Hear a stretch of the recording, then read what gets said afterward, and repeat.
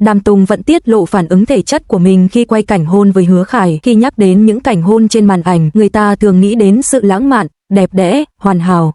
Nhưng với diễn viên, đó lại là một thế giới rất khác, nơi cảm xúc, cơ thể và ý thức nghề nghiệp va vào nhau trong từng giây ngắn ngủi trước ống kính. Đàm Tùng Vận từng chia sẻ rằng khi quay cảnh hôn với Hứa Khải, điều khiến cô nhớ nhất không phải là cảm xúc trên kịch bản mà là phản ứng rất thật của cơ thể mình, nhịp tim thứ không thể diễn. Cô nói ngay cả khi đã đọc kịch bản rất kỹ, đã tập diễn nhiều lần, đã chuẩn bị tâm lý rằng đây là công việc, thì khoảnh khắc đạo diễn hô action, nhịp tim vẫn tăng lên một cách không kiểm soát, không phải vì xấu hổ, cũng không hẳn vì rung động cá nhân, mà vì cơ thể con người luôn phản ứng trước sự gần gũi. Cô cảm nhận rõ tim mình đập nhanh hơn, tay hơi lạnh, lòng bàn tay vô thức căng lại. Đó là khoảnh khắc mà ý thức nghề nghiệp nói bình tĩnh, còn cơ thể thì trả lời tôi đang ở rất gần một người khác.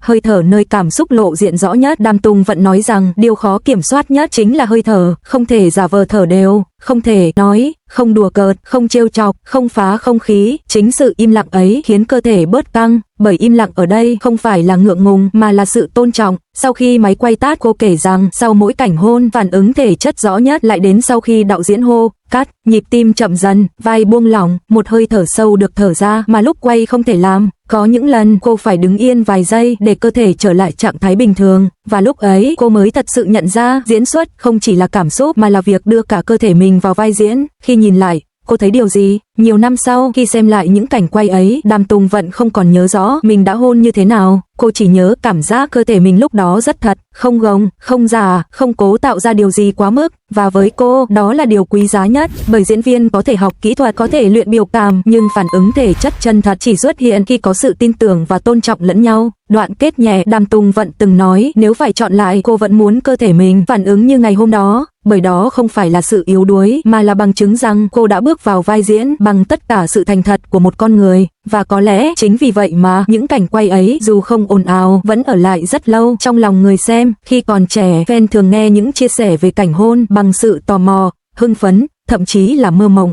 Người ta quan tâm đến đẹp hay không, có ngọt hay không, có khiến tim rung lên hay không. Nhưng khi đã trưởng thành, nghe Đàm Tùng Vận nói về nhịp tim, hơi thở, sự căng thẳng của cơ thể, fan không còn nhìn cảnh hôn như một đặc quyền lãng mạn nữa.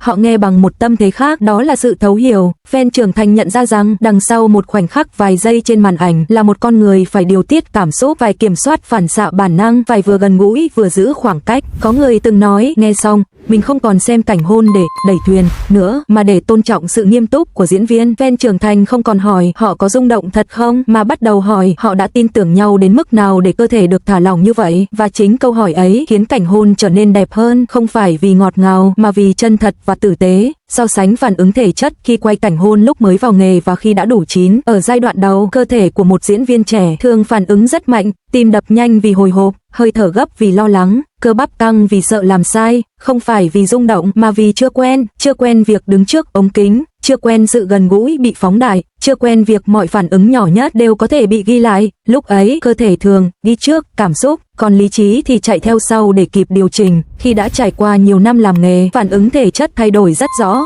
nhịp tim không còn loạn nhịp mà hòa theo tiết tấu của cảnh quay, hơi thở không còn bị ép giữ mà trở thành một phần của diễn xuất, cơ thể không còn căng vì sợ sai mà thả lỏng vì biết mình đang làm gì. Sự khác biệt lớn nhất nằm ở đây, diễn viên đủ chín không cố kiểm soát cơ thể mà học cách lắng nghe nó, và chính sự lắng nghe ấy khiến cảnh hôn trở nên tự nhiên, không cần gắng gượng, không cần phô diễn. Một điểm rất tinh tế mà fan trưởng thành nhận ra khi trẻ, sự căng thẳng đến từ ngại ngùng, khi chín, việc cẩn trọng đến từ ý thức ranh giới.